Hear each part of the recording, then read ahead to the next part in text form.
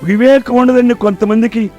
భర్తని ఎట్లా మాట్లాడాలో, భర్తని ఏ విధంగా పిలవాలో, భర్తని ఏ విధంగా గౌరవించాలో లోకస్తులకైతే పర్లేదండి అని అనుకున్నారు. లోకస్తులు పని పేర్తనోళ్ళు ఎవరు? పేర్తనోళ్ళండి. ఈ పేర్తనోళ్ళని భర్తని ఎట్లా గౌరవించాలో, ఎట్లా భర్తతో ఎట్లా మాట్లాడాలో కూడా తెలియదండి. పేర్తనోళ్ళు భర్తని గౌరవించడం కూడా తెలియదండి. వివేకం ఉన్నట్ట, వివేకం లేనట్ట. ఒక ఆమెకి పద్మని దొండపాడు. పద్మని నేనే పెళ్లి చేశాను. ఆమె ఎట్లా ఉందో చూద్దామని నేను వెళ్ళాను. ఆయన లేడు. పద్మ ఏడమ్మా అయినా మీ ఆయన ఏడరా అన్నాడు. అంటే ఏముందో తెలుసా?